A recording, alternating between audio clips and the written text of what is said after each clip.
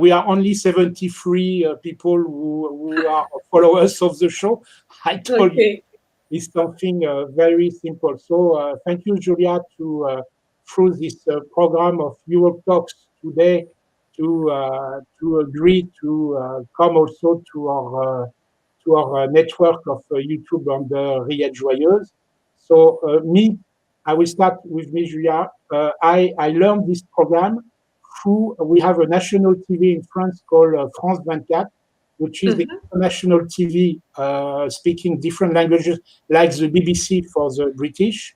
And this is Mhm. through this TV, which I watch almost every day, that I discover this program. How did you discover yourself Europe Talks? I'm reading an paper. Um, yeah, it's a famous paper in Germany, and I read it also online. And there was like you could answer to some questions, and after answering these questions, they asked me if I want to join this Europe Talk thing. And I thought, oh, that's really a nice idea because there's no opportunity to travel now with the COVID. And yeah, for the politics, there's so much bad news about Europe with the Brexit and so on. So also in the media, I think it's good to have something positive about Europe. And yeah, I'm curious how many people will talk and According to the organizer, we are around 20,000 today, start ooh, to communicate all over Europe through this program. that's cool. Can I know the name of the newspaper? Is it the Frankfurt Zeitung or something like Uh, this? Die Zeit. Ah, Die Zeit is one of the Mhm. biggest newspaper in Germany. Okay, so it's interesting because I want to know a little bit how they organize. Like in France, they use a TV channel, and in Germany, they use a newspaper channel. I don't know if they also used a TV channel, but I haven't recognized it on the TV at least. So yeah, perhaps And I more on think the online media. Yeah. And I think the computer make a match within ourselves because one of the main things we will see later on is games. We both answer that we enjoy board games, which is for me is really a passion. Yeah. Okay, so we are starting to, as we mail to each other before, we will start with, they ask us within the program to discuss a few points together. Of course, after we will be able to discuss other things. But the first question they asked us was, should protecting people from the coronavirus be the first priority, even if the economy suffers? As you are a doctor, I will, and a lady, I will let you to answer first. Yeah. Well, I really think that the life of a person is more worthy than money for the economy because I'm a doctor, yes. But there are always two sides of everything, I think. And yeah, it's very, very difficult to find a balance. Um, we cannot ruin our countries completely, but we also cannot accept that so many people die. So yeah, there must be some solution to save lives, but also to not ruin the complete economy. Yeah, it's really interesting question and not easy to answer. So, but for me, I think life is always more worthy than money. You are an humanist, a true humanist, and you are a true doctor. Because that's for sure. For people who, because you are a family doctor, as you mentioned when we did Mm. the introduction, and I have to say that on these specific points, I am myself extremely conflicting because my opinion will be like you that. Normally, if we can save life, we do it. But first of all, within the life cycle of humanity, this has not been at all the first priority in our history. to save life. Many civilizations, many political organizations didn't take it at all as a first priority. But our government this time take it strongly, especially in Europe, as one of their priority.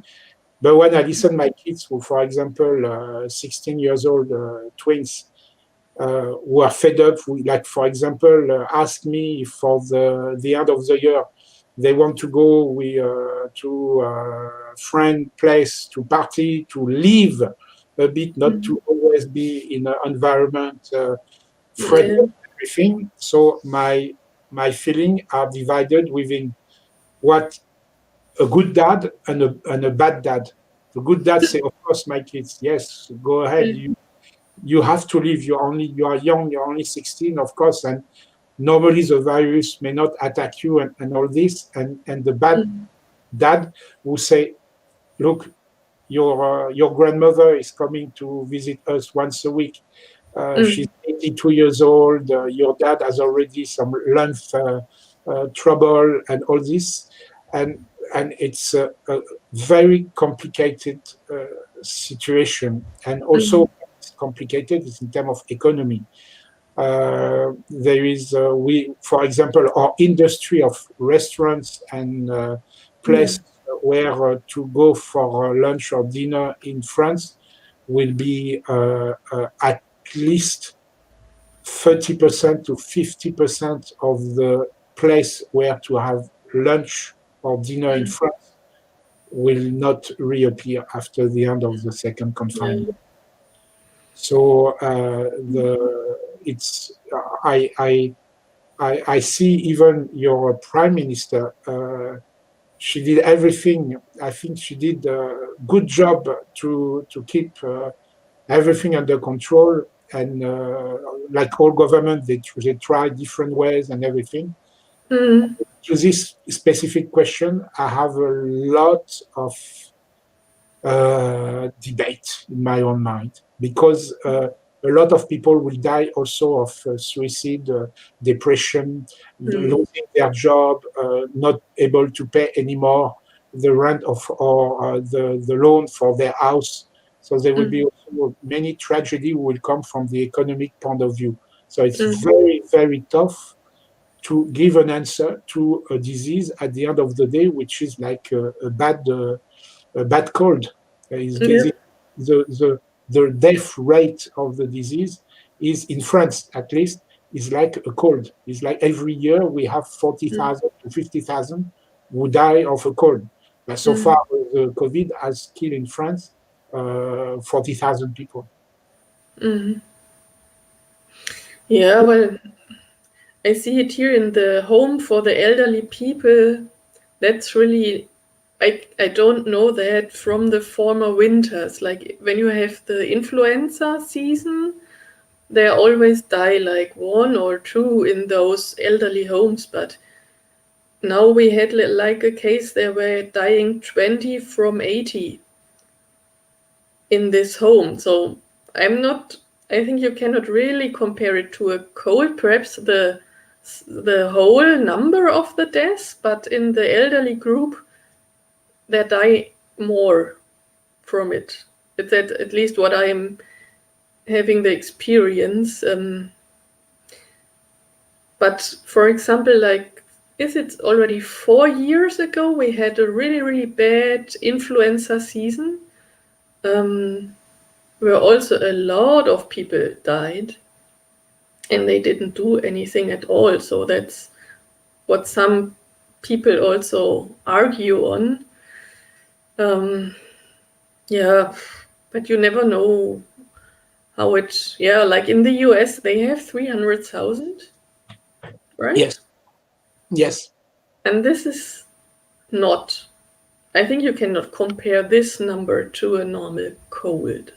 It's because in US it's a bit different. We both German and French government, they really take into account, and they really did. Trump leave it as a normal disease. We will be settled naturally, and we see, unfortunately, we see how he bring his country to the edge of catastrophe. dead people. In France, if you want, there is an argument also who says that a lot of people who has been counted within the death rates were people that already has cancer or has physical trouble, and that at the top of that they get the virus and die. And they say, yeah, but anyway, they will be have lived maybe 2 or 3 months more. So it's not really COVID. They already had, especially in the elderly home, people over 80, 82, 85. They have this. I was shocked at the first consignment when it was for us terrible in April, in May, where all France was shut down. It was really like Germany. Terrible. I saw a girl who was a nurse, but not yet a nurse. She was a student of becoming a nurse. And she said the thing I hate, and she said it on national TV, and this make me. She said I hate, and it says that when we have the case of 82 or 85 years old person, and they said instead of putting the tube and trying to, they say no, we leave it in this room, and, we because we don't have enough beds, we don't have. And this is where I realized that the old people who have received pension because they work all their life for the society and everything, it really make me wondering. But now when I see the economy, when I see all my friends, I'm okay, I'm retired, I don't work anymore. I have this. But I see all my young friends at every level of the society. So it's not easy. It's not easy. I think I told in my in the questionnaire that my husband also lost his job. Absolutely. Because we just moved in February, so he started a new work, and he was still in the learning process for the new job. And they just had 30% of what they worked before, so they didn't need him anymore. And because he was just working there for 5 months, he could be easily kicked off. But I was also worried then, because when I got pregnant in August, so Congratulations. thank you. But with being pregnant and the husband at home, and my own contract also stopped in September. So I was really a bit worried, so that we were both not having a job and getting a baby. But luckily, my husband found then his new job. Yes, he was an engineer before, and now he's working as a teacher in physics and mathematics. And he's happy about it. Perhaps it was also a chance just to try something completely new. And this is good. Teaching is a great job to bring a lot of work to youth. Is super. So, but I think he was just really lucky, and there are a lot of people which are looking now for jobs in economy, but there is just nothing. And that will be the case, unfortunately, because the disease continues. We see in Germany now that you have the second wave, as they said, very strong, and with Merkel saying that in some of your province now it's complete shutdown to try to avoid that the disease spread too much. All this will have, unfortunately, economic consequences, definitely. Now, the second question was, should masks be mandatory in all public spaces? Would you mind if I answer first, Julia? No, you can answer first. So my answer on this is definitely yes. And why? Because unfortunately for myself, it's not my first pandemic. In 2005, I was in Hong Kong during the SARS. So for 3 months, I have a mask, and everybody I was watching in my office, in the street, in the subways, in the bus, everywhere, all restaurants were closed down. So I have this first, unfortunately, experience already in my life. And I believe that if people will have carry more masks at the early stage, like the Asian do, because we saw on the Japanese movie, or me, I have the chance to go to Japan. So we see whenever someone is sick, he put the mask to protect the others, to keep the for him. And so this is why, for me, I say yes, mask, even if it's ugly, we smell our own bad smell, and all this must be mandatory as a way to protect or to try to stop the virus. Yeah, I think so. I agree totally. And I'm happy that the politic also is communicating this now. Because in Germany, for example, they said in March, no, it's not helping, you don't need masks. But they only said this because they didn't have enough masks. So, or I don't know why they said it, because from the medical point of view, it was totally stupid to communicate this in the media. But after some weeks, also the scientists said, no, we need these masks. And finally, the politic also agreed on this. Yeah. Julia, so I want to thank your talks for this, because what you just mentioned is very, very strong and very important for me. You have to understand the point of view of the French, because I like geopolitics very. Germany has been shown to us by the media as really the example to follow to fight against the COVID, because in France we have more cases, it goes more fast, and all this. So always the politician and always the people were always comparing France to Germany, and also because France and Germany are the first two countries who started the miracle of Europe, the EEC, and all this. But I don't know if you know, because I thought you didn't have this mistake in Germany. Sure. Just mentioned, our government in March says the same thing, because they didn't have enough masks. They threw away, they destroyed some old stock who could have been used, even if old, could still have been used and could make still a protection to 90%. But because they didn't have enough, so the first communication was, no need mask, no worries, don't worry, because they didn't have enough stock. And I just realized that Germany, at the same time, says, in terms of politics, the same message. I didn't know. I didn't know, Julia. I also didn't know, yeah.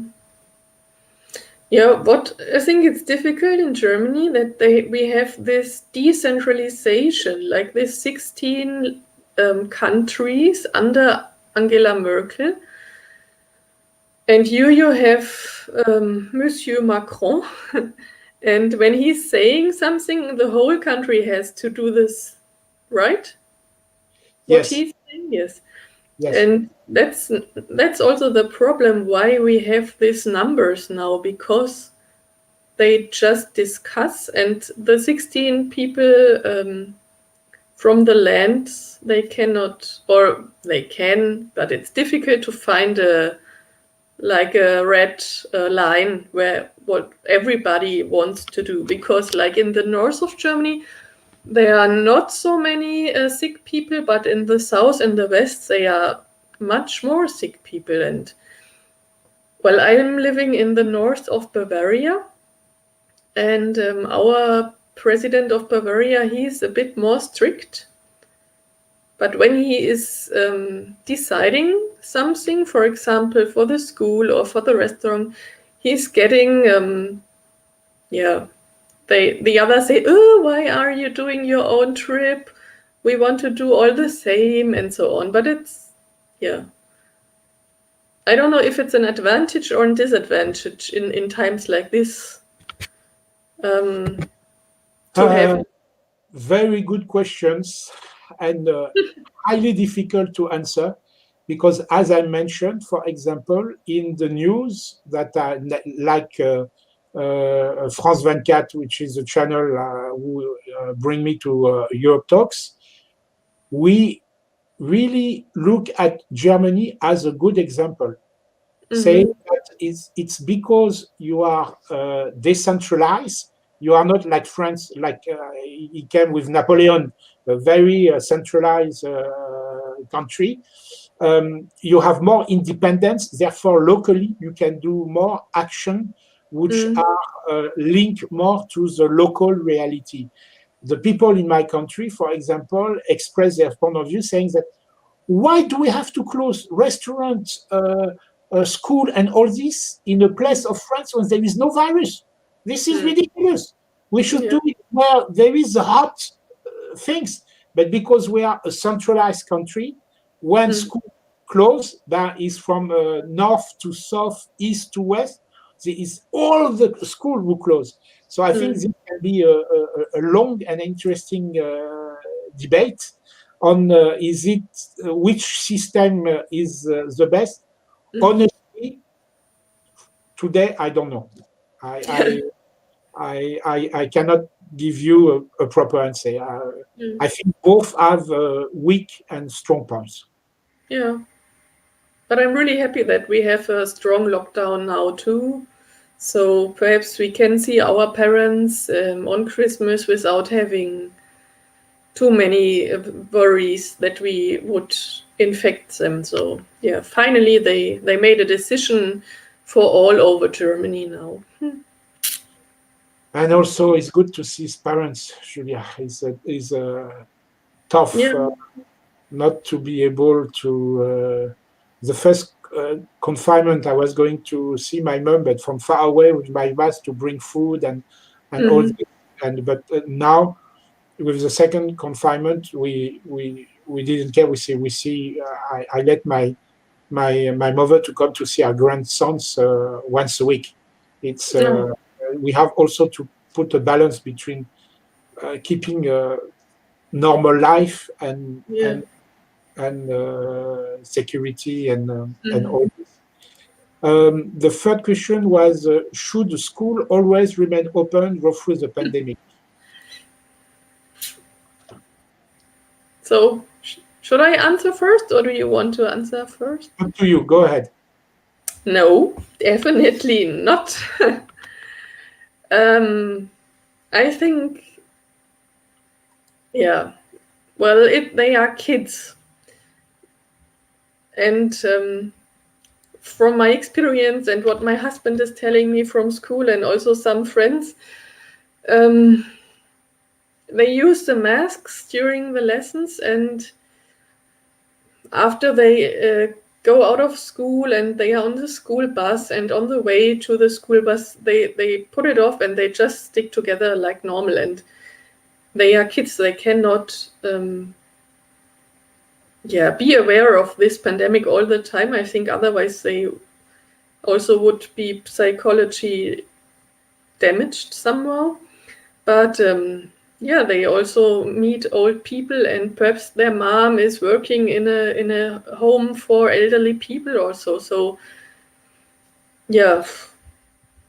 at a point of the pandemic, I think it's important to leave so let the kids study from home, but you need a system for this. And in Germany, for example, it's difficult because a lot of schools don't have the computers, or the kids don't have computers, or the program for the homeschooling is collapsing when too many people use it. So there are also opinions that they haven't used, for example, the summer to get the schools ready for another homeschooling time. And we'll see how long this lockdown will last now. And I think it can be possible to make good homeschooling, like in the northern countries, Sweden or Finland, they practice this, or in Australia or somewhere, already longer. But at least our country, they slept for the digitalization, and now they realize, oops, Yeah. I'm extremely surprised because we always, as French, see Germany with, I would say, then something like this, that you are the best technically, you are, and then I realized that in France, or internet, computer, even I'm living in countryside, and you see I have a quite good connections and all. Mhm. We are quite good for this as friends. But I'm not surprised that you have said no, the school should be closed, because I believe some lenders right now, last week, already decided to close Mhm. all school everywhere.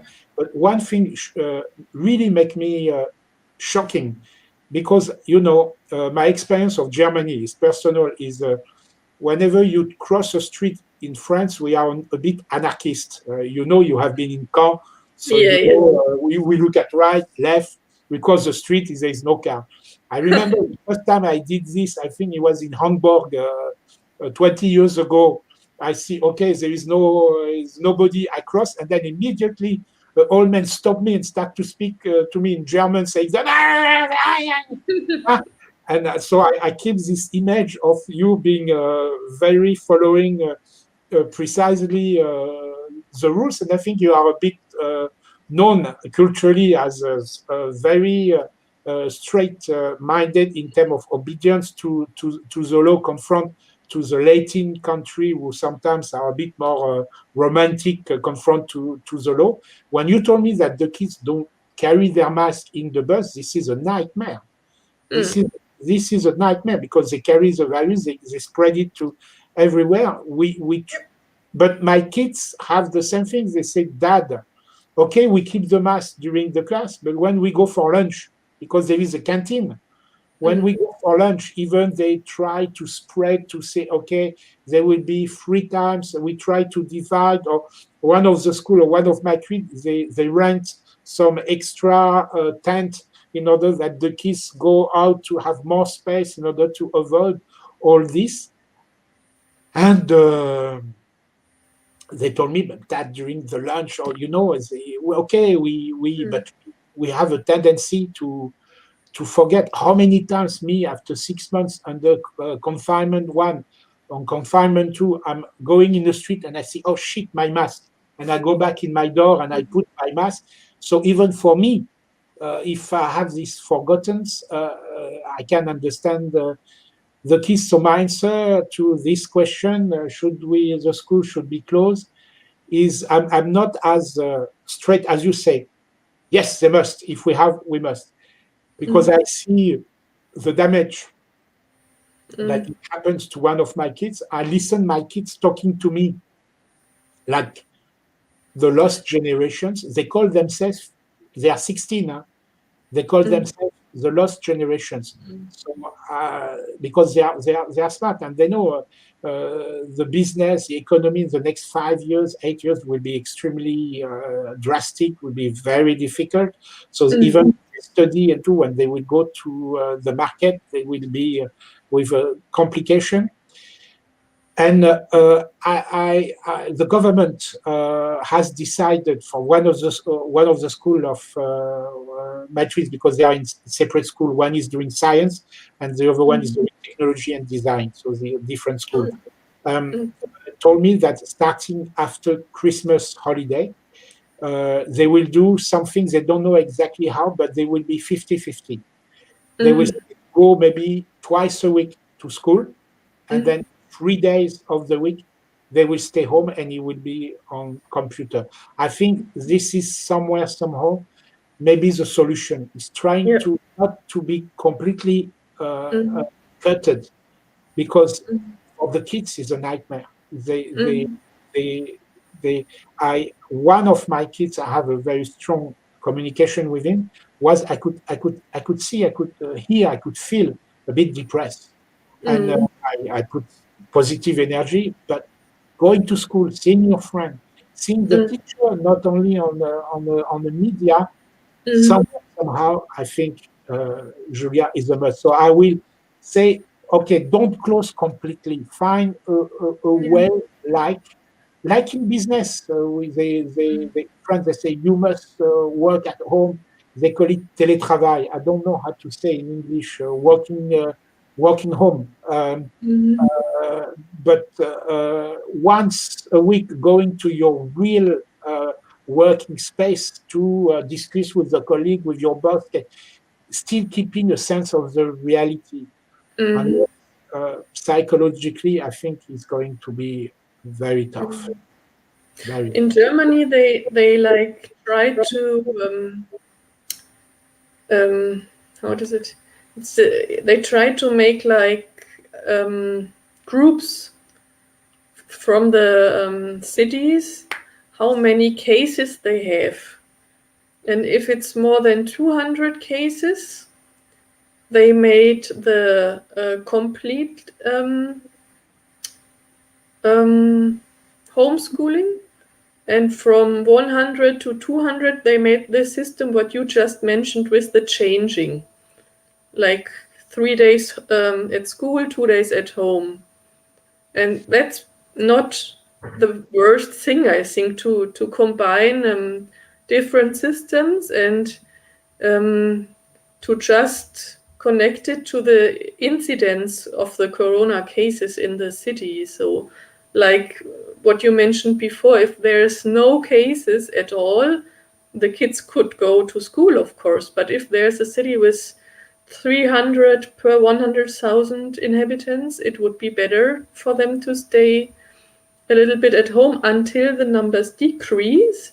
And after they decrease, they can go back to school. So that's what also I meant about we need a system that also the pupils, they can, they have something to look forward to, and not only shut everything down and say, well, I don't know how long this is going to take, because then they don't have an outlook for the future months or the future weeks, right? And you are a doctor, and you say this, we don't know. In fact, yes, it's tough because we don't really know. Hopefully, positive-minded people say by next winter, hopefully this will be with the vaccine, the new vaccine, and all this will be finished. I want to finish with the school because the next topic will be, is completely different. It's about the refugee, so it's going to be something completely different. But okay, good to put the kids at home and to study computer. But me, in March, I have my two twins under two different schools. One was super because his school is is, as I say, in Le Mans, is this big town close to our small town. So he's there. So everything was quite well organized, and especially most of the kids are from the big town. The teacher living in the big town. So computer was not a problem. In fact, it's the kids who teach the teacher how to use game software to be all together in a community. And within a week, everything was, for one of my kids, fine. Over school, where my kids studying design, is in a small town, in a suburb of this big town. But the teachers here are not living mostly in the big town. They live in the countryside. They live outside, and unfortunately, that was a disaster because some of the teacher was only making the program through internet because they didn't have the power, the energy, the capacity to make the study like. And I see this is horrible because of school, because of where the teachers were living. So the one living in countryside didn't have enough internet. So I see my two kids growing at a different speed. I can tell you, as a parent, my heart was bleeding. So it works if you have the connection. Julia, I have a friend who just asked a question because she does speak. I know her very well. She's from my village and she speaks fluently German, not like me, working for, in fact, English, but they have a lot of German clients, so she handled. And she asked me a question. Does the lender support the family by supplying material, computer, screen, etc.? Do you Yeah. have, if any, because you told before that in some part of Germany there were some trouble finding the goods to do the computer and everything. Yeah. So if it Um, was, in fact, I don't really know. There was a discussion about that, but it was already, I think, April or May. That there is money, at least there is money to buy computers for the teachers and for the kids, but I have no idea if they really did this. So the because lenders, still some lenders communicate saying that we are going to put some money in order that the family who cannot have a computer can purchase the computer for the kid. At least yeah, they but make kind of yeah, promotion of this. I don't know if it really happened or if they just talked about it. Okay, and it's good to buy a computer, but if you don't have the network, uh, Yeah, it doesn't help.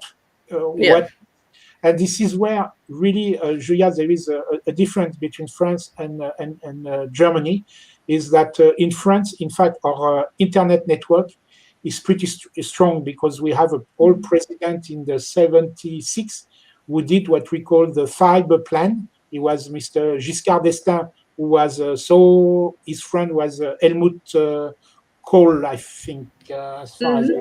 remember, and they work very well for Germany. And he made this plan in order that in all France we will have connection for the future of internet. So we are still surviving on this, which is pretty good.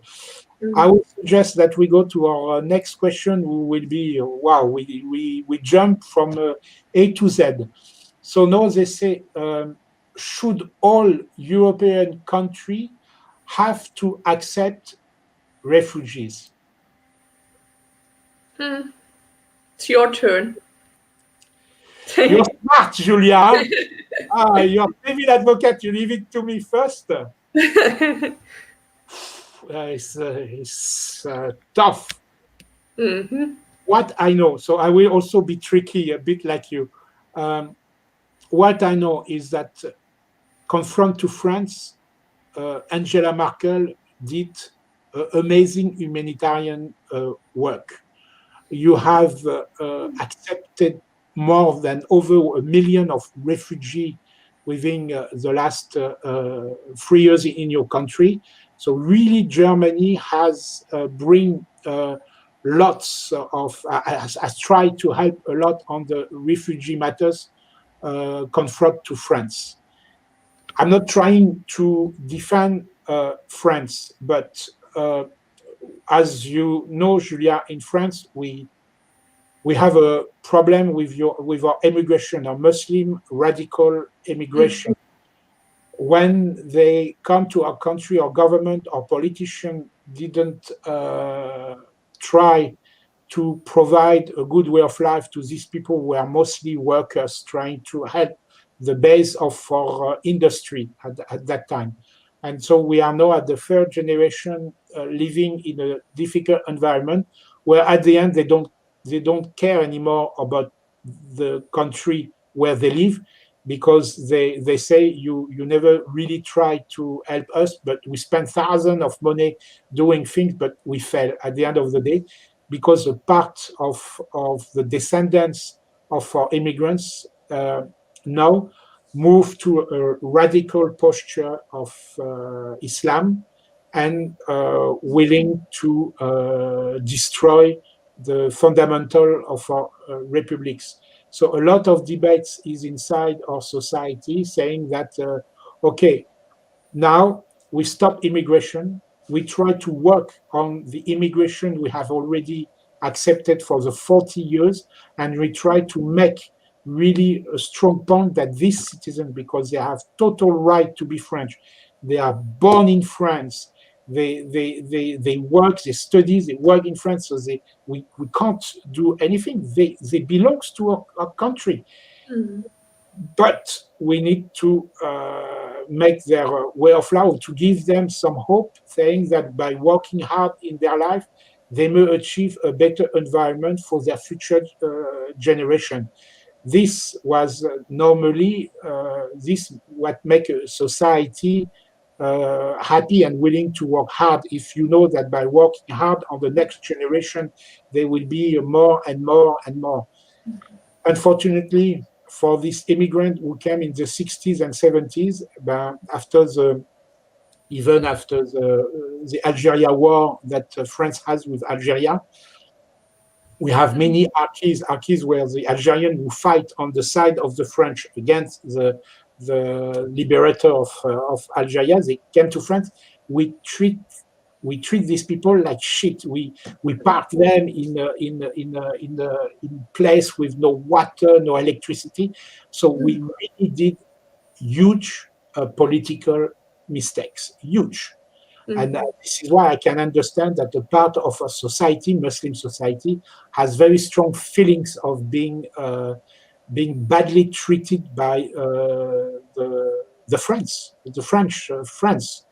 So this is why, according to all this, I will say, for us, we are to a point where, for the moment, unfortunately, if we have to take, it has to be step by step, because first we have to finalize and stop and try to settle and help what is already our own situation inside our country.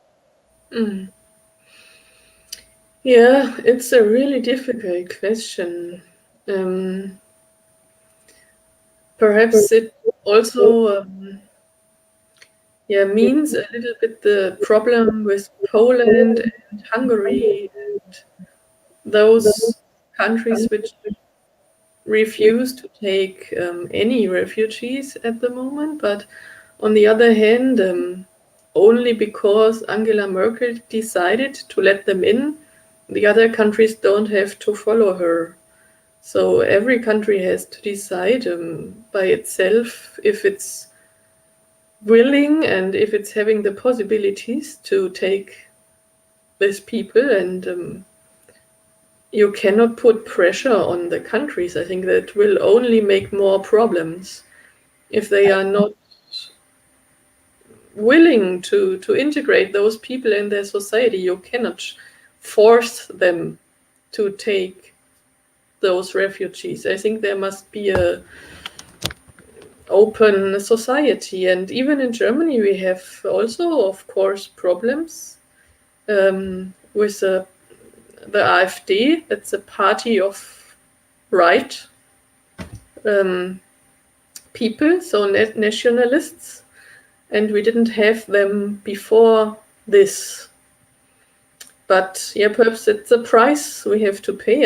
It's also destabilizing our democracy a little bit, because they are really, there are some nationalists inside this party which cannot be tolerated somehow, but they are sitting in the parliaments now because parts of our society didn't agree with what Angela Merkel did.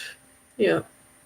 And so in France, if I say myself, my wife is Chinese, and so somehow my kids they are not Caucasian entirely. They are 50% Caucasian, 50% Chinese. So I basically they are not immigrant because I'm married. They become French. They are French.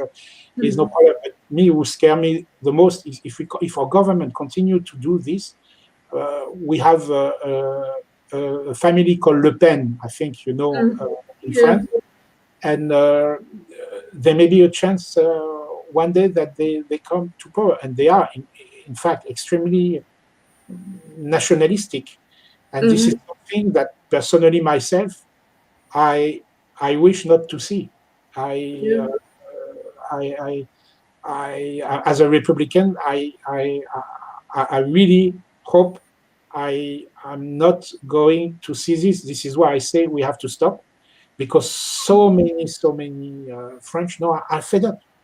Are fed up when you have people killing innocent people in your country, almost every 3-4 months. He makes the society tense already. Or our President Macron, but even before our socialist President Hollande, and even before Sarkozy, they had laws on laws on laws, and we become more and more a country with less and less somewhere freedom. We more and more confined, more the police, the military have more and more power, can more investigate, which is somewhere somehow maybe normal to fight against those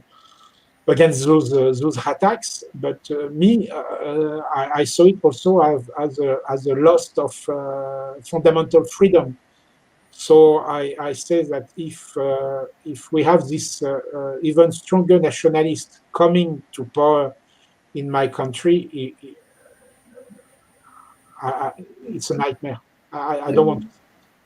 So it's a very complicated, and I think, Julia, you give the right answer. Is every country should be fair. Is every country should okay. I decide. I'm sorry, you don't like it, but it's like this because at the end, it's my country. So you can give me some hints, so you can try, but at the end. Yeah. On the other hand, I think Europe has to take some responsibility. Also, because if we just leave Greece alone with all those people on their islands only because they have the bad luck to live next to the Mediterranean Sea, it's also, Greece is. I have been there last year in holidays, and I was a bit shocked how the country is run down. It was on some parts of the country, it looked like in Africa. And we leave them now with all those people, and also the south of Italy. It's a poor part of Europe, and they have their own problems as well, but they have to take them out of the sea, or at least they do. Yeah, it's really, really difficult. I don't know how, or what is right or what is wrong, but yeah, the more rich countries should perhaps take more responsibility, because we cannot leave the Greek people or the government alone also with all these problems. So I hope Europe is gonna be stronger someday, like a stronger government, a stronger European government, which can also make decisions. But yeah, on the other hand, every own country has to be also looking for themselves, of course. Yeah, very difficult question. But interesting, and that's why it's all about Europe Talks. It's very there is really I think a great program to let us to talk about all this, because even the next question will be tough. But to answer to all what you say, first, Julia, you mentioned it's not only Greece, it's also south of Italy. Lampedusa, for example, is a place where normally used by extremely rich Italian people, because it's a gorgeous island, which is just opposite to Libya. So no, they receive is not only, and also the problem with Greece is Erdogan, who do a lot of blackmail to Europe in order to keep the refugee on his side and to receive more money and everything. So I think Europe has a huge task to do. Now, are they entitled, or are they willing to succeed? This I have a lot of doubt, because I saw what's happened in March this year when we have the COVID starting and coming to Europe. I speak Italian. Part of my heart belongs to Italy. I have a lot of friends in Italy. And you have to understand that the first time I went to Italy, I was maybe 6 or 7. in Venice, and every year almost I go to Italy because this is really my land of art. And you have to understand that within Europe, the Italian were always, during the European election, were always the master of election of Europe. They were always the country where 80% to 85% of the enlisted political uh, uh, people were going to vote for European election. In France, when we achieve 60%, we are happy, really happy. You say, wow, so many vote for Europe, because we don't have this spirit. The Italian always, because it's like Germany, we forgot. Germany, you say you are from, you live in Baviera, but if it was at the end of the 19th century, we start to be Germany. Like Italy is a very young country. With Cavour is middle of the 19th century. You are very young country to that stage. So very this with all Italy is same somewhere. Same things like Germany, with lots of lenders, also a very strong local culture and all this. And my heart was bleeding when I was doing some Zoom with my Italian friend in April, in May. Every week I was doing, because I wanted to keep, we have to communicate to keep our mental good and all this. And I find all my Italian friends say, that's it. We had a hope in, because Italy was one of the first country with the Po Valley, because there is many connection with China. In the Po Valley, you have all these small, medium business, and many, the 20,000 Chinese, and people doesn't know we're living there. So, in fact, Italy was the first port for COVID to spray all over Europe. So they were the first country to be, and they saw how our government react when the government shout and say, please help us, we are in urgent need. France deny, Germany deny, Spain was the same, please help us. And all my Italian friends, we were all convicted European. They say, that's it. We saw the real face of Europe. It's a bullshit. We don't believe it anymore. It's terrible. Terrible. Yep. I have a question from Sergio Noronha. What do you think of the internal migration inside the EU? One of the main excuses for the Brexit. Germany and France have always been big receivers of internal migrants. Sergio, I think, was thinking about within Europe, all immigration, like we know that when England came, there were a lot of Polish who moved to London to do jobs and all this. And this internal migration are fine. Me, I say, if I have to give an answer, I say I have no problem of immigration within Europe, as long as it doesn't destroy the country. I give an example. As I live in a small village, as I say, countryside, Julia, my family doctors have been for many years Romanian doctors, because in France we have a shortage of doctors. So we bring our doctors. A lot of Romanian doctors are moving to France because they receive a better payment. They have a job. The situation is more easy. But when France, we're happy. Me, I'm very happy to have a doctor, even if he's from Romania. I don't care. He's a doctor, and I'm very happy. But then I become very friendly with one of my first Romanian doctor, and I went to Romania, and I understand every Romanian doctor who leave from Romania to move to France, leave behind him a space with no more doctors.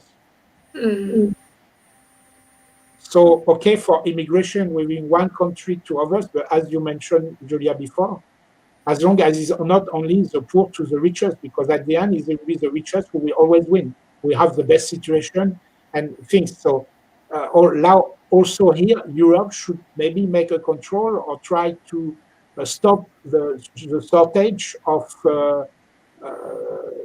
good educated people should stay in their land to try to protect their own land, which is their own culture, and not some. It's complicated again because economy, if they can find a better way of life for their own kids, of course, they wish to emigrate. I don't know what do you think, Julia, concerning the question of Sergio?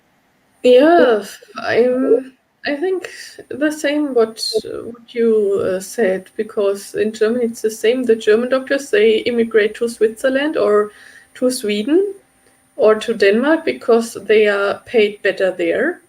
And in the hospitals here, especially for example in surgery, you don't have a lot of German doctors left. You have a lot of doctors from the eastern countries or also from Arabian countries, and yeah, and they don't have any more doctors here. And it's the same also in the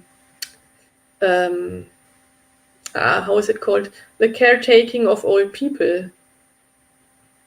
Like they are coming from Romania and from Bulgaria and from the Czech Republic, and they are taking care of our grandfathers and grandmothers, and they are leaving their own kids at home or their own parents just because they make better money here. And yeah, I can understand them if they want to make more money, but yeah, their countries, they also need workers and doctors and caretakers, so difficult again. Very difficult. And Sergio wanted to add a smiling irony stories by saying that the UKPM was saved by foreign nurse when he had the COVID, when he went in London to the hospital. The nurse were not even British. They were, I think, Polish. So this, okay, this is always the debate of Europe. Do we want to build Europe? But if we build Europe, we have to accept this kind of economical immigration, which has always existed, even if we saw past history in France, for example, when some big cities starting to have a strong industry, that they were taking farmers from different parts of land of France to become workers in the industry to find a job and to get a better payment. So even local immigration within your country or within Europe, I think, unfortunately, whatever is the system we try to do will always exist. The only thing should be that Europe should control when we talk about some specific type of work, such as doctors, because doctors is a must, is a need for the poor people, for the local population, especially in countryside. For me, it's complicated. My doctors change every 2-3 years, so it's not easy. Yeah, on the other hand, the big companies, they go to east of Europe to build their new companies there.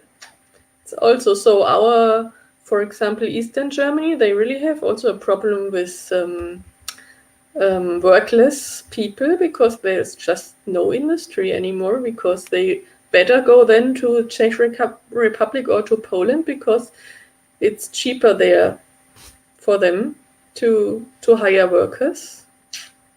Yeah, let's see the other side of the problem. Not only people coming to us, but also our economy going outside of the Obviously. country. It's called capitalism somewhere.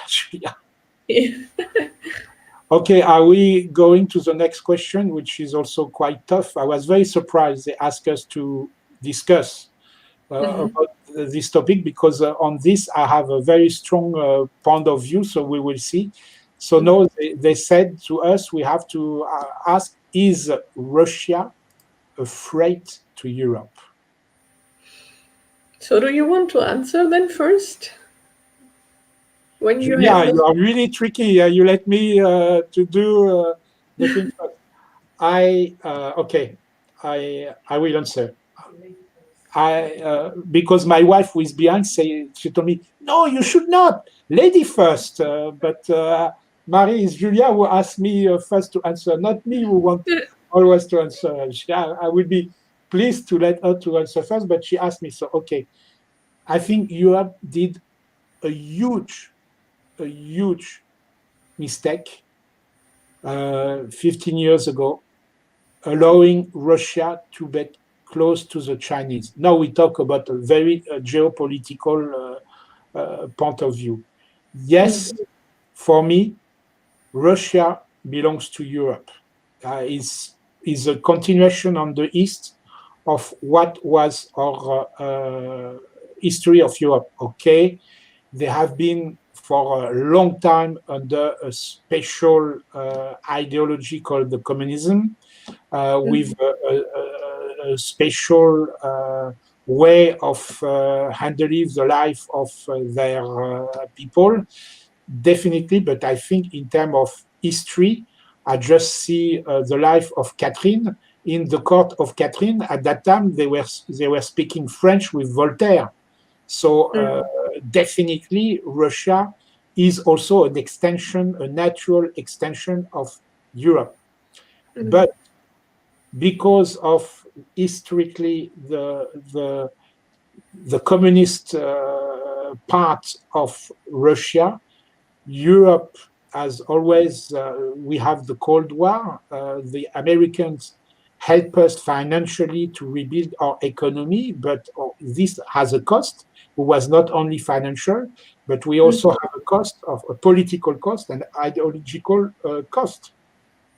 And I'm so pleased and happy to see how Germany succeed finally to make it again his own country. But we did have a Cold War. I was born under the Cold War, and I saw when I was 20. I remember we were scared at that time, my friend of my age, because are we going to the Third World War with nuclear bomb and all this? This was on the 80s, because sometimes the situation was tense. So yes, Russia has been projected as our communist enemy, if I can make it shorter. But Europe, for me, has made a huge mistake not to include the Russia of Putin closer to us, trying to work together and not being our political communist enemy, because now Russia turned to the Chinese, and now they are strongly economically linked with China, because the new life president of China is extremely smart and send a lot of money within what he called is a Silk project, a way to reunify all this country to get the gas of Russia in exchange of renminbi and all this. And I feel pity that we miss the opportunity to have a stronger link with Russia. But saying this, I know that when I talk with my Romanian friend about Russia, they don't have the same point of view, because they say we hate them. They have been under when it was the Eastern Europe. They control us so much. They make so much things that we don't want to be under. I know that it is not easy due to what the communists have as the worst part in terms of geopolitical view. It's not easy, but me, I wish to have a stronger link with Russia, and I don't see Russia as a threat to Europe. At the end of the day, I keep still trying to analyze all the different things. I say, no, I don't think so. I don't think Russia is a threat to Europe. Mhm. Yeah, I'm not so much into this politics about Russia and Europe, so I just remember the last thing with Navalny, this opportunist politician, and I was a bit shocked how that Europe doesn't have any power or anything in their hands to do against something like this. I had a bit the impression that Russia can just do what they want to do, and they don't even want to cooperate with us. They said, well, it's your opinion, we have another opinion, we don't care. So that was, disturbing me a bit, because they don't seem to need us politically, or, as you said, economically. They are more linked to China. And even if 3 different countries in Europe said that Navalny was poisoned, probably by the own government of Russia, they said, we don't care whatever you say. There's not, and they are not talking from eye to eye. I think Russia thinks they are somewhere above us. They have much more power, and Europe isn't somebody on the same level for them, probably. I don't know. Yeah, but also the Navalny case, I don't know, in our media, it just disappeared. They did some weeks, it was on the news and also in the newspapers, and then you never heard of it again. It's just happened like that, and we seem have to accept this. Yeah. But I'm curious what happens in the future if Putin is still staying very long, and also the situation in Belarus now. It shows that it's not really a democracy, right? And that's also perhaps the big difference to European countries. We at least try to be democratic countries, and they don't even try. Or, yeah. They have tried, but when they tried, they lost so much of their economic, and so Putin came back from the Secret Service to bring back a huge part of the economy under the control not of American and European, but Russia. That's why he came back with a very strong. His strong government is purely to keep the economic of Russia under the control of Russia. But suffice it to say, I have to say that Sergio, which is following or agree with you, Julia, on your way of talking to Russia. He said something should be done about the Crimea takeover, don't you think? And the poisoning of politicians from the opposition. There doesn't seem to exist the rule of law in Putin's Russia. There is a rules of law, but it's, as you say, it's not as strongly democratic as it is in Germany or France, because of the communist background of the country. They try to move to democracy. Somewhere, somehow, they do it. They are still somewhere, somehow, a fake democracy, but it's true that thing is doing, which is not really democratic. But I will maybe shock you, Julia, and Sergio, who is really kind to follow us. I thought we would be only two of us, Julia, but we have some people who follow our discussion for Europe. So it's good. And Sergio says he's from Portugal. Ah, so it's cool. Good to see you. Thank you to follow our talk, Sergio. Um, uh, I've been living in China for 22 years. Uh, I moved back to my country 10 years ago. I came back to France in 2010. And when I came back, I explained to all my friends that I was not anymore a Democrat. I'm still a Republican, but Okay. I'm not anymore a Democrat because I've been living under dictatorship, China. I was living in Hong Kong and Zhuhai, and I traveled all over China. And who struck me the worst was to see people happy under a dictatorship. And I was trying to talk because I have my colleagues and I have friends from China. They say, no, democracy is a failure to their point of view. Yeah, you always, you move like this. It's never clear. For us, we decide something. It doesn't matter if it's the right wing or left wing who win. We will continue for 20 years, 30 years if it's the benefit of the country and everything. And so, listening to this so many times make me that when I came back, I'm happy to live under a democracy, definitely. That's why I wanted my kids to be raised under democratic power. But somewhere it made me maybe more open because I could not believe that I was seeing people saying, but I'm happy to live under not a democratic country. I'm happy to live. You call it a dictatorship, but me, I call it my country, and I'm proud of my country, and I'm happy in this country. So when you're confronted to that it's good because I'm not sure I understand very much the Chinese culture, but it made me thinking of my own culture.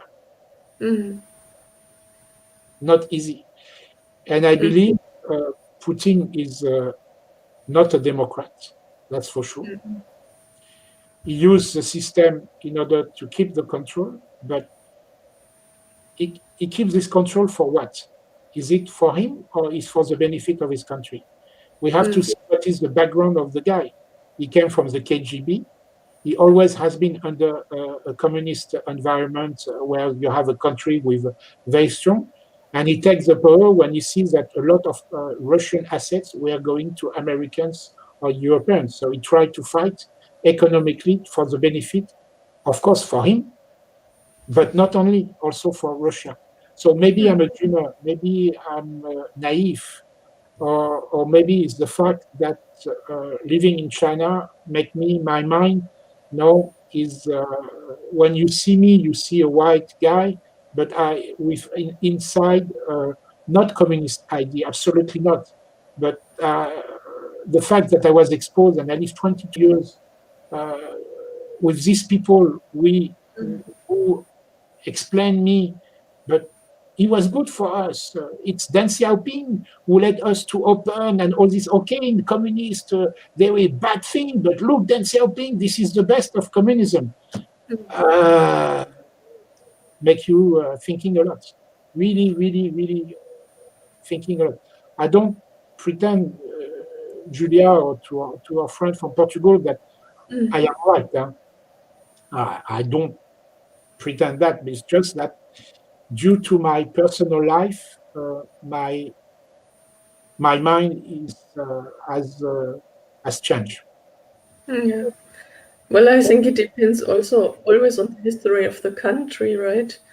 I think in Germany it will never happen again, hopefully, that there's a non-democratic government. In France, you had this big revolution stuff, and yeah, there's so many history behind what we are now, and I think you cannot compare our countries or our governments to a country like China, or yeah. The mind is totally different. Yeah. And well, if the people are happy, why not? But perhaps not all are happy. But the Yeah. majority, because the government is smart. He tried to make the people happy, unless he will fail, or there will be again a revolution against them. So he's under control. Mm. And Yeah. Sergio was just mentioning, yes, democracy is far from perfection. But this is what Churchill was saying. Democracy is far from protection, but so far is the best system. Mm. Let's move, Julia, or because we have all the games after to do together. So our last question. Should all European cities be car-free? Please, this time you answer first. Okay. Well, perhaps one day it would be great to have more space in the cities for kids playing and having coffees on the street. But car free is not, I think it's not possible, because we would give up also our freedom. So if I want to go from A to B, I just take a car and go there. And it could perhaps be possible if we have a car sharing system in the cities, where you can just jump on a car which doesn't belong to you, and drive somewhere into the other part of the city and leave it there. And when you have to go home, you do the same, so that not every person has to bring her own or his own car to the city. Then it can be a nice possibility for the future. So yeah, but I'm doubting. I don't think that we will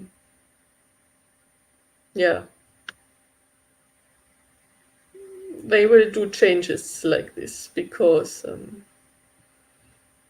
the society, the people are also lazy. They want to move fast, and this could perhaps be an opinion if they have a very, very good system for public transport.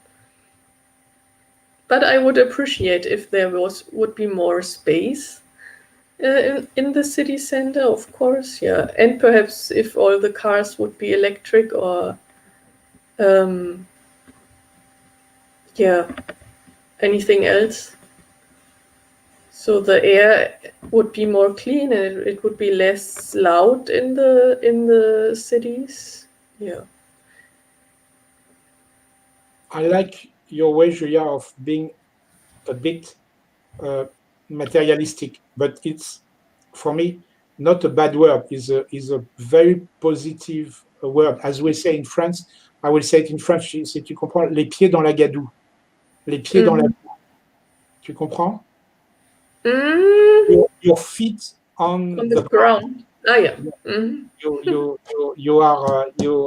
don't want to be a dreamer. You want to be to the reality. And I think it's also because you have your job as a family doctor, who make you also having this very good ideas for me, which is so. Myself, when I reached 18, so he was in the 80s. My first vote in France was for the Green. I always try to be close to the Green movement in France, but they piss me off because we had a very good leader at the beginning when I was a teenager, when I was 15. He was a crazy teacher, old professor, and he was already mentioning the global warming. We talk about the year 74, 75, 76. He went to the election against Giscard and Mitterrand, and I think in '74. He was the first one to speak about ecology. This guy bring me to ecology, but then to see the green only turning to the left side and only mixing green with social and all this, I make me after a while fed up, because I think it should be the main one of the main ideology for the future of humankind, and there should not be any right or left political side. We should take everyone. But in France, not in Germany, but in France, the Green were always with the socialist or with the left wing of the country. And there were one leader who mentioned that, no, I'm from the right, but I don't care about right or left. My main things is before economy, before social, before anything, education, I think is green. Because he mentioned that he was ideologically on the right side, he was ejected from the Green French party.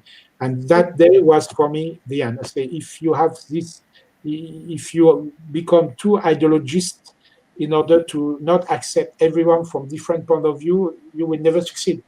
You will never achieve. So what you say again, Julia, is true. Me, I'm living in countryside. I need my fucking car because I don't have all the things in my small village. If I want to buy something specific, I need to travel to maybe 15 kilometers, 20 kilometers to find it. So at the end of the day, ecology, well, it's good in the big cities where, as you mentioned, they have a network of system of mass transport for everyone. But when you are living in countryside, beside the car, then we will need horses. We definitely, in order to survive, we need to go to 15, 20 kilometers around our cities to get where the goods are. So that's, again, something will always make me upset, is the way, the wishful thinking of the people living in big cities against the stupid thinking way of people living in countryside, because we live different ways, and try to make to us what you believe is good for you. Try to take into account a little bit of realistic, pragmatic point of view that, sorry, when you live in countryside, you need a car. Yeah, I'm also grown up in the countryside, and I still remember my parents always driving me 20 kilometers to my friend. So, yeah, it's just... Oh, the cinema, it was 15 kilometers in the next... Absolutely. You want to do culture, you need to go a bit. We were so happy when we were finally 18, when we could drive on our own and not always being dependent on the parents to drive us somewhere. So, yeah, I think for the countryside, it's not possible. But perhaps for big cities like Berlin or like Munich, it would be nice to have more space for the people inside, the cities. And I think for especially Germany, with all their car industry, they slept completely over the change for the future cars, for the how is it called in English? Wasserstoff. It's in Italian. Brennstoffzelle.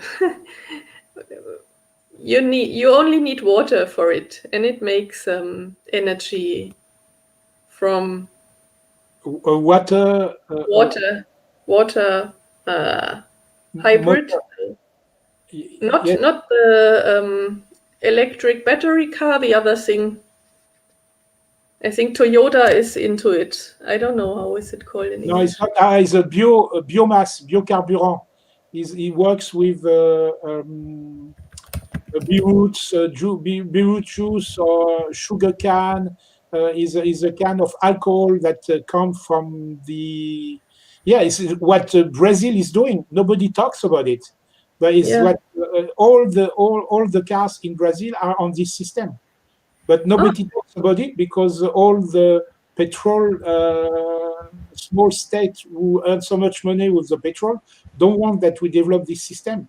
But Brazil mm, is one of the only few countries who don't use petrol for his car, and they are not electric. He okay. comes from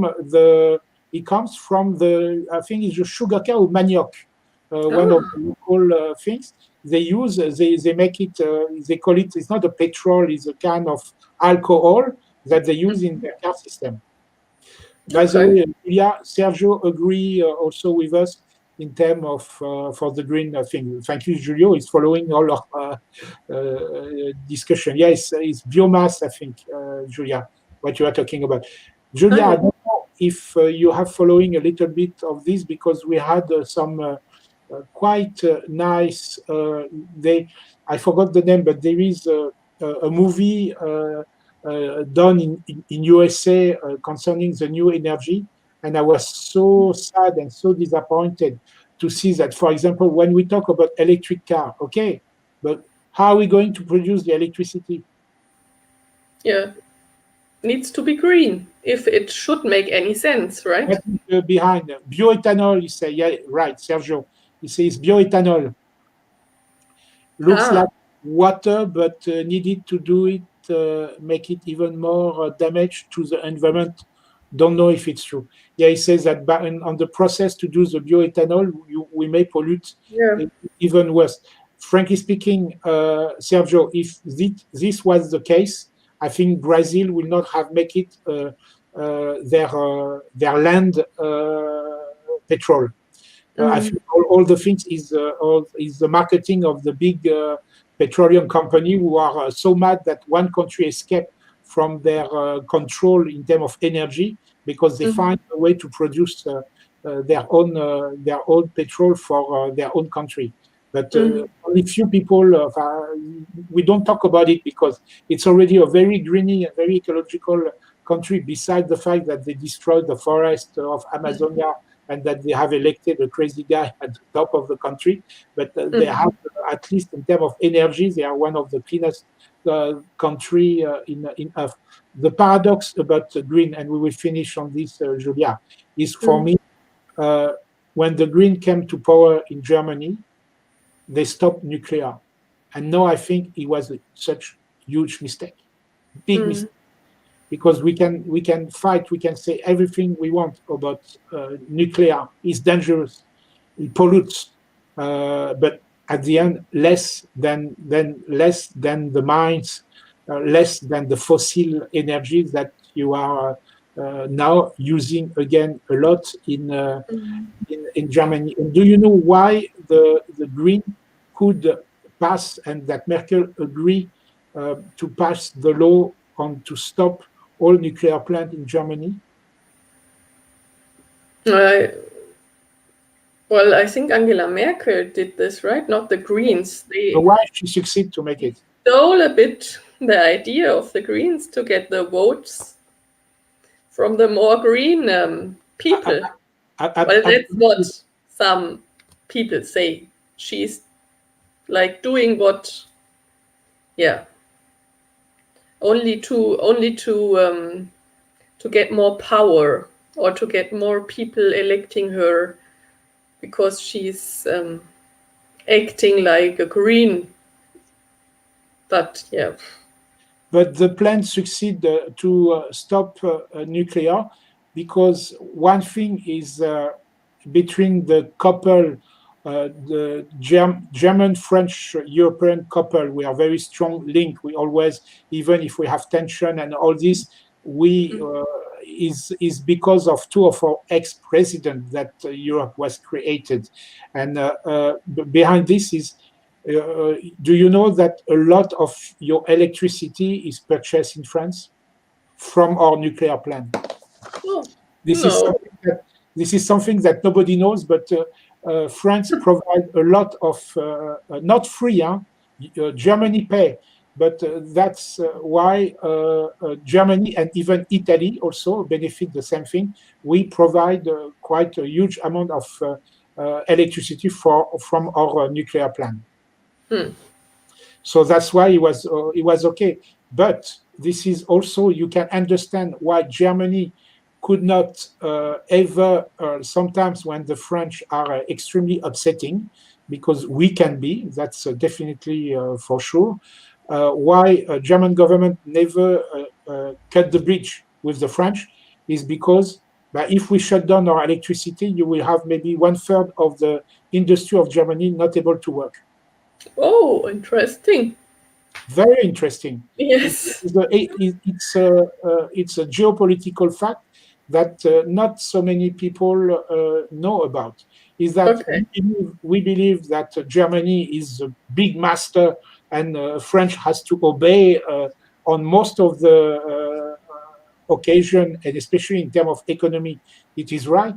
But in terms of energy, this is wrong. And he went to the point that he was so dependent that this is Mm. why, I forgot his name, your previous prime minister, I really like him, who now traveled for Russia.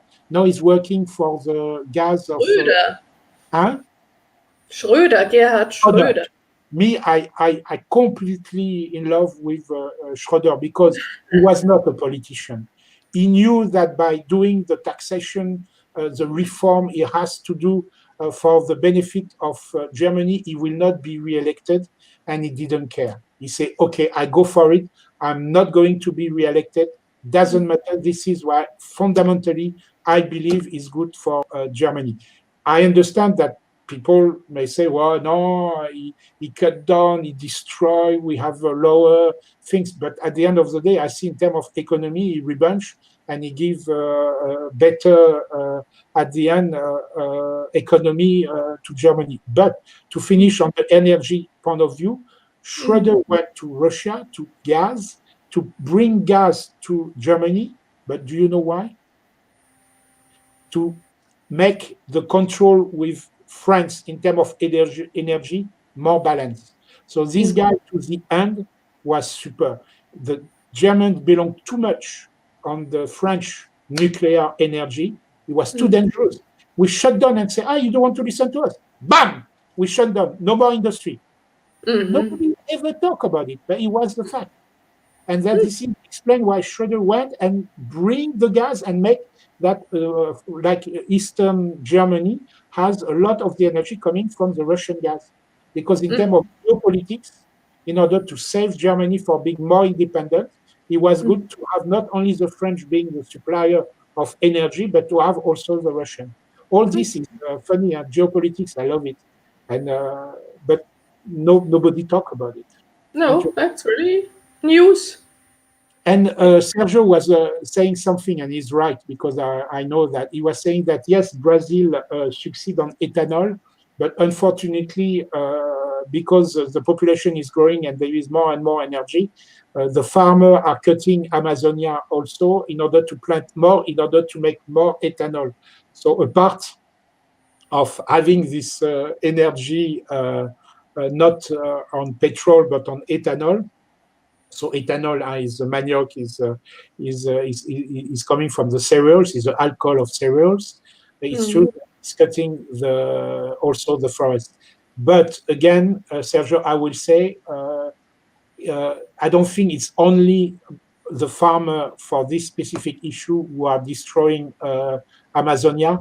You have to see also that it's a lot of industrial plant who want land in order to and also to mines to dig in order to get all the treasure of the Amazonian forest. So again, I think there is a little bit of propaganda from the petrol company who really want to kill the Brazilian because it's so unbelievable. They are totally.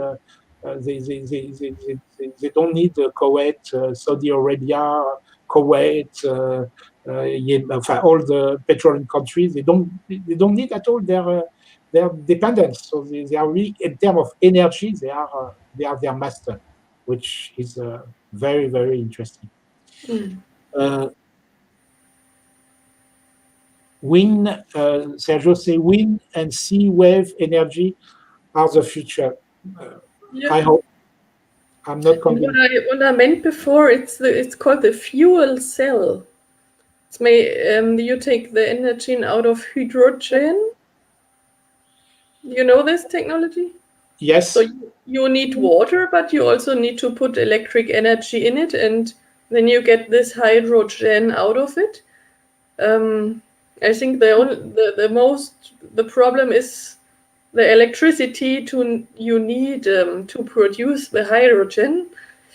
But I think with solar and wind, it can be a possibility because the hydrogen it's a fluid, and you could transport it better than electric energy. And we have south of Europe, which is warm and has a lot of sun, and they could build something like hydrogen plantations in south of Europe and bring it to the north, for example. They could do this, but yeah. Julia, do you want to finish on a positive matter or on a negative matter? It's up to you. Oh, of course, on the positive. Then I will not speak. Okay. I that was a bit the dreamer side of me, not the realistic side of me. Yeah, that was the part where you were slightly dreaming. Absolutely. If one day you have a chance, go to see an American movie because it's almost 2 hours. You can find on internet. I think it's called The Last Word, something like this. Is a production of I forgot the name of this guy who make a political movie on racism in France. Quite famous. So he was the guy behind the movie to finance the movie, and it's a disaster. You realize that, for example, all the alien plants who was built in the 70s in California are now totally leave it to destruction because it doesn't bring enough energy. You have the sun plants of Arizona who has been in the 70s who are completely damaged and live to inside the desert with no maintenance, completely destroyed because a solar plant has only 20 years of life and then is extremely expensive after to put somewhere because you have so much pollution things inside. So I stop. You see the movie and you. How is it called again? I have to write it somewhere. Let me see if I succeed to find it again, because when I watched it, I was so depressed that I asked my wife after a while to see it also, and it's quite tough because it's a reportage, it's a news on the latest thing. Let me see. I think it's The World. It's called The World or The Last World.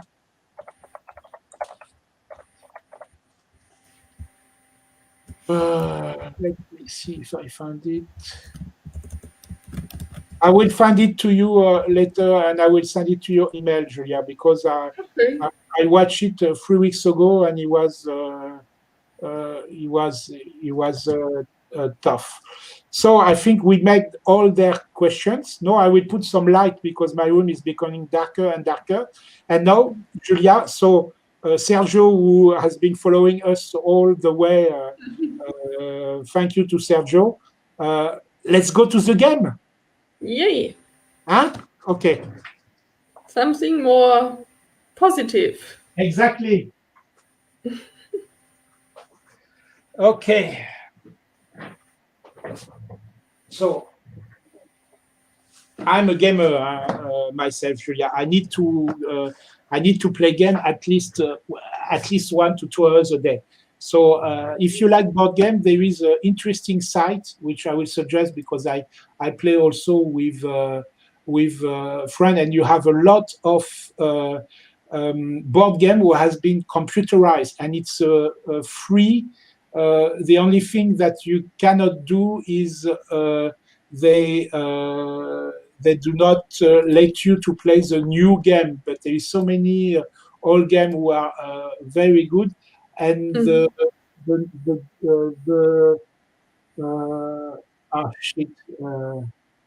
to make it. How does it call it now? This site, it's called Board Game Arena. Board Game Arena. You can play all the board game online. Not all, but most of the most famous, and all this is super. Okay. So now I select some games. I'm not going to tell you which one is best and or this one is number one. I select 10. They are all great. Alors, this one. It's a game, interesting game, because you only play two. It's like chess or domino, and we have you have the board, and it's quite fast. Is only the board is done with cards, like this. You make your own board with some cards. Many cards like this in the game. So you do your land with this, and it's a game where you have to basically it's logistic. You have to liaise with different factors. It's a logistic game going around, and where you have also, but there is a bit of luck. So for the people who are highly strategist, no, it's a funny game, and I love the fact that it's about the Tuareg, the people living in the desert. Is pretty. Okay. Number 2 in the presentation. Not. Do you know this one? No, I think not. Julia, is a must game. Okay. It's a must game because it's a crazy game. This is the only game when you play. So is a boat game. You have a river. This is your board game. But the other thing is, I don't know if you can see here. Yeah. Mostly. This is no, c'est on the side. This here, my hand moving, is a fall. Okay. So during all the game, there is the speed of the water. Every turn, the boat will move against, because the current will bring them. So you have to take. The game is built also on this, and every turn, according to the wind strength, we have to move 1, 2, or 3. So you plan to move your boat, but at the end you are pushed step by step. You are pushed to the fall, and at the end your boat can fall, and then you lost everything. But you are entitled to have at least every time one more boat. It's really, really a funny game because you fight against the current, and the ways they build the things is super. So remember, that's why it's called Niagara Falls. That's a must for gamers, and you can play. When you play with your husband and your friend. Julia, when you play this game, you play with your husband and your friend? Yeah, well, it depends. Now in the pandemic, I play mostly with my husband, but sometimes we also play with friends. But yeah, because this is a requirement. Must be free, at least 3 to 5. Okay. 3 to 5, and it's a longer game. It's around 1 hour. Okay. But we like to play only the two of us, also in the evening or on the weekends. But yeah, some games are more nice with more people, of course. Yeah. When there is, I will show you the best for me, the most unbelievable at the end. So this is a game who upset me a lot because my kids are very strong. Is a game, is a card game. I where know it. you have to do set. Set means you have to have, each card must have the same symbol or the same color, or is very simple, but it's a very smart, very for brainy to find combination, and very quick. And it's funny because one game is only 15 minutes. I think I played it also as a kid. Okay, good. It's somewhere at my parents' place. I have to get it out of the cupboard again. Wow! So your parents are pretty smart, because it's really you have to think fast. This is a game, for example. If you play this game, I will say, okay, Ali, once a week, you will never become Alzheimer. Impossible. Okay. Impossible. This one is a funny one. So here you have to be at least 6, 7. You can play even 10. It's called Mafia. So when you open, is a box with inside diamonds. The game is really just a box, and the idea is during the game, we at the beginning we pass this box to one to another, and within the game there is one guy who is a mafia boss, and he's trying to collect diamonds from all the people. But in fact, inside the game, there is one guy from the FBI and maybe two. So it's a role game. Is where everyone has to cheat, not to say the truth. So it's very funny to play when after a nice lunch, when you have drink a bit of beer or wine with a good friend, and you want to have fun and make crazy thing. Is very funny game. Okay. How is it? Mafia de Cuba. Okay. Yeah. Mafia de Cuba.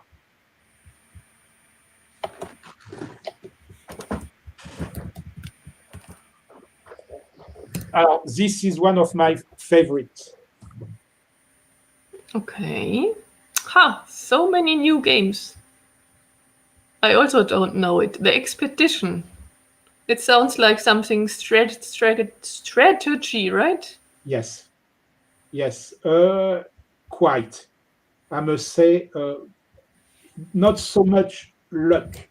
A little bit still, but pretty strategy and long game. At least is a half an hour per player. For when you play 4, is 2 hours at least.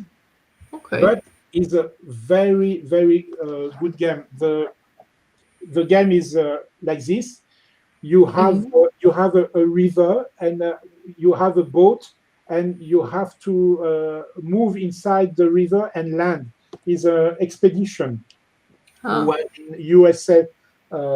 And this game, the guy who created the game is a French guy, and he make it. He was. He say there is one game called is a French port. I forgot, but I play this game also. But this game is when we play is 8 hours. It's so long, but so good, really. And this game is shorter. But in terms of strategy, it's super. You have many cards, and basically you have to handle your exhibition. You are on boat, but the boat sometimes has to go inside the hills, and is according to the good cards that you step by step you purchase to make your exhibition. Because every single member of the expedition has some special. I touch my computer with the game. I hope not. It's okay.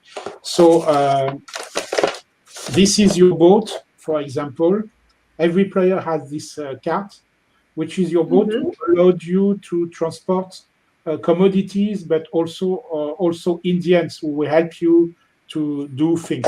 So it's not complicated, but if you buy it, I will be delighted to do again with you online to explain to you. It's really, really good. Okay. Julia, if there is one game you must purchase within all the one I show you, is this one. Yeah. Do you I know know it, but I haven't played it. We just talked about it with friends, and yeah, it's a bit fantastic, right? You have to associate pictures and atmospheres and stuff. Not atmosphere, it's just you have to give a name to this graphic pictures. Is a game of imagination. It was a game I loved when I was a student, who was called the dictionary game. You know, you pick a word inside your dictionary that nobody knows, and everyone has to invent a definition or to invent something about this. We have Raphael, who says, a friend of me following, who say, "Oh yes, that's a very good game." Also, Dixit. It's fabulous, and the most beautiful is that you can play when you are 12. Is because there is one master who change at every turn. This master will select a card and will give a theme. He will say, for example, politic, and every player have 6 cards inside his hand and must find a card which he believes will give the idea of politics. So at the end, according to the number of people you have playing the game, you will have a number of political cards inside your hand, and then you have to try to find yourself which one is the real the one from the guy who have the hand. It's superb, superb. Okay. It's a must. If you talk with your friend, you must have.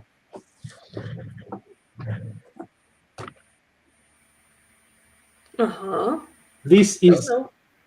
highly is quite strategic also. It's I love it, but it's quite strategic. But why I love it is because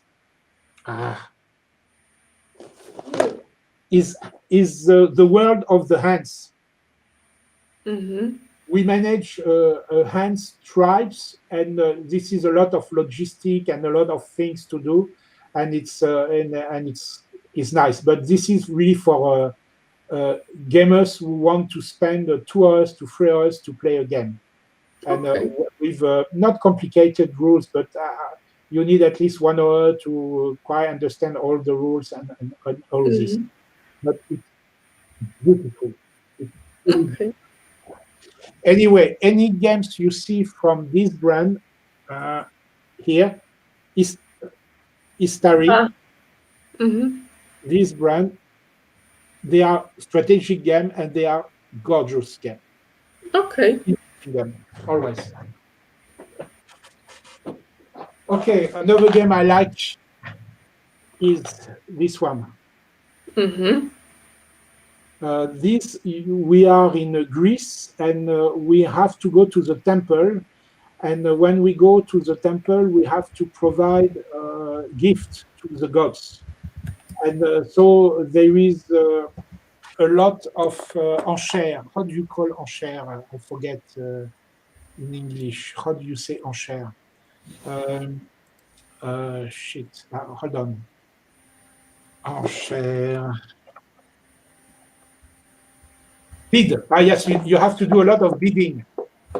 So it's one of the top bidding games in all the game I've ever had. Bidding. Beating game. Okay.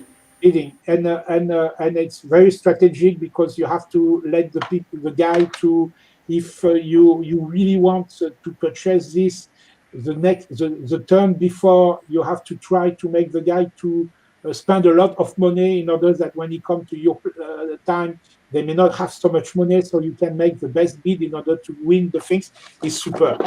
Quite easy to understand, and it's about 3 to 5 players, and it's about 1 hour of gaming. Cool.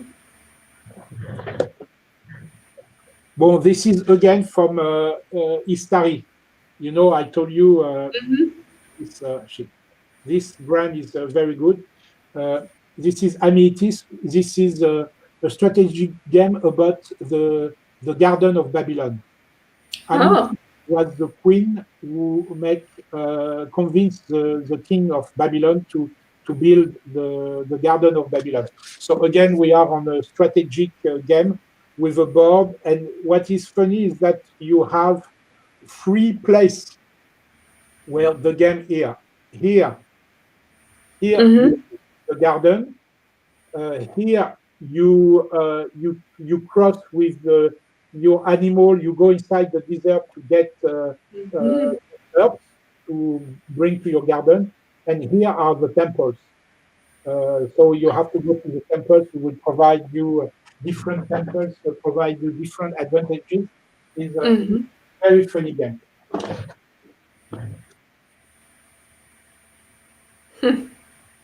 Water lily is a must because you will be soon a mom, and that is a game that you can play with your future kids when he will reach 3 years old. This is a game I use, and it's very smart. It's only a memory game. It's quite memory game. You are on a lake. Yes, and you have frog.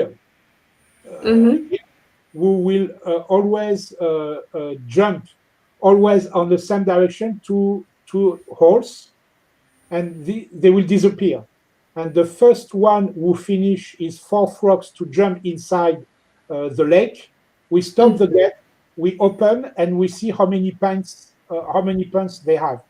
And where is the tricks? As the first one who jump only get 1 pun.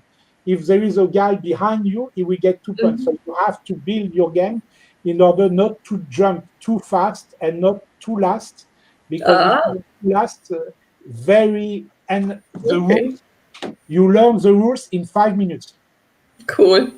So this is really simple, only 4 people maximum, and it's so funny. It's just strategy, memory, and fun. Cool.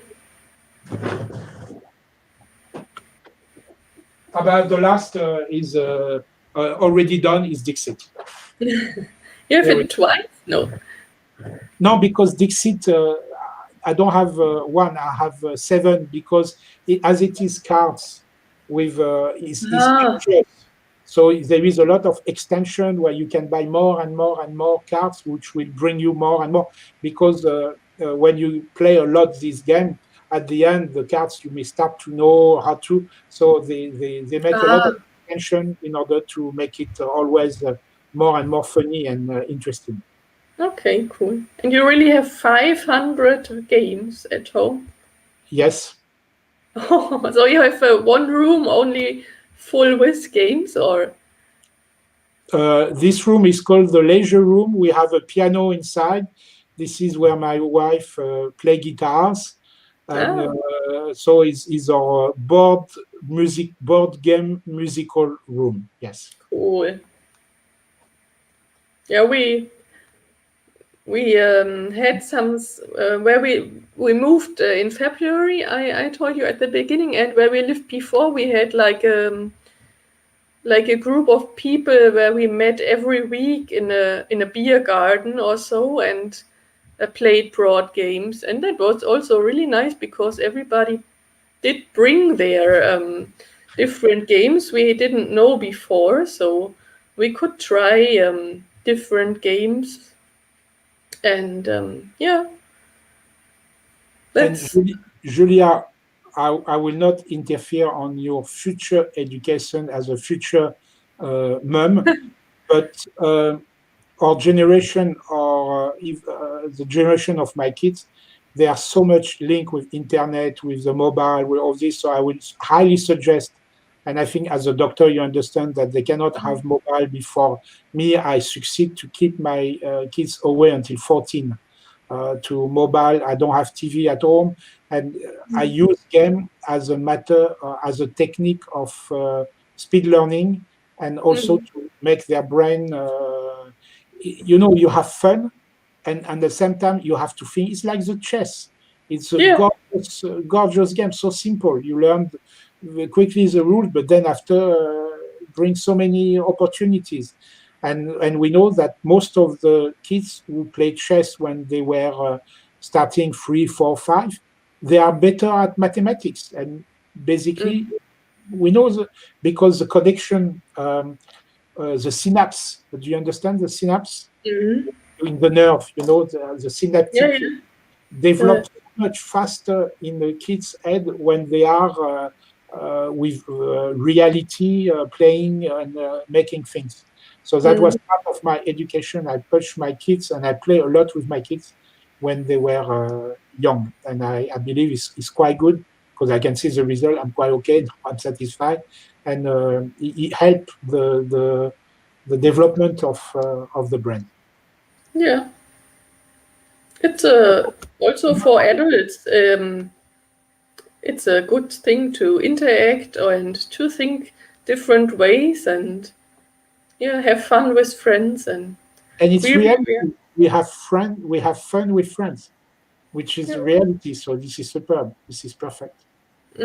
What we really also liked, I don't know if you know it, it's called Pandemic. Yes, of course.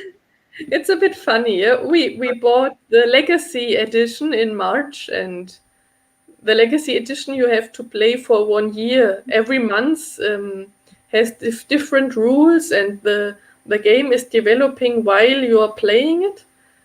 And that was really funny because it did match with reality somehow. Yeah. I play the game over the first issue over at least 12 years ago, the first pandemic, and I had to admit I hated this game. Oh, really? Why? Because he was always beating me. I, it's so hard when you play with the first generation game, the first one, because the one you mentioned I never play with the one we evolve every month, make an evolution. Mm, First one was so hard. We were so happy when we succeed to win against the mm, game. It's very tough, very difficult to win against the pandemic. So it's superb. mm. It's Yeah, and superb. I also like that it's a cooperative Absolutely. game, so that you don't play against each other, but you have All together. together. Yeah. You know, there is a few like this, which are quite nice also in a cooperative game. And Yeah. Pandemic is one of the top. I have to say, it's true. Which else do you like from the cooperative games? But Loup-garou, for example, werewolf. Ah, Werewolf. I think it's one of the most known, right, of the cooperative games. But I haven't. No, Is I think I. is a card game. I love it because it's also role playing. You are playing even you are a werewolf, or either you are a citizen, or either you are a special citizen, and we all play together, and we have to kill the werewolf. So when we are 10, for example, there will be two werewolf, and the citizen has to make decision in order to try to find who is the werewolf and who is not, and to try to kill the werewolf before the werewolf kills everybody, because every night everybody sleep, the werewolf awake and kill one of the citizens. So it's a Ah, very funny game, very funny, okay. and also role playing, because within the non citizen, you have the witch who have two potion, a potion to kill and a potion to make someone kill to come back to the game. So you have the little girl who, when the werewolf wake up, she's the only one who is entitled to cheat and to open her eyes and to try to see who is the werewolf. But if the Mhm. werewolf discovers that this is the little girl, they will kill her the next turn. It's super. It's many little different player with different things, and it's so funny. And Okay. everybody plays together. But we play all together, but inside the group, there is some naughty. So the good guy has to try to find who is the bad guy within the group to make Okay. sure they are killed before they Cool. win. So it's more like a party game if you are a lot of people. Yes, it Okay. is definitely a party game. Do you know Dominant Species? Species. Dominant. It's about the Ice Age. Dominant Species. That's we bought it some months ago, and it's really good. It's a lot of strategy, but it's also luck. and very complex. But yeah, it's even if you play it only the two people, it's very yeah. You have And, to finish it, even and if it's Julia, 2 hours or 3 hours. Yeah, and the game can change very quickly. So first you think, oh, I'm gonna win, and then something happens, and it's totally different after this. So is it you have only 20 turns to do the game, and it's with dinosaurs, and they will die, everybody, yeah, it's you have different kind of animals like uh, well, my English, like birds and amphibians and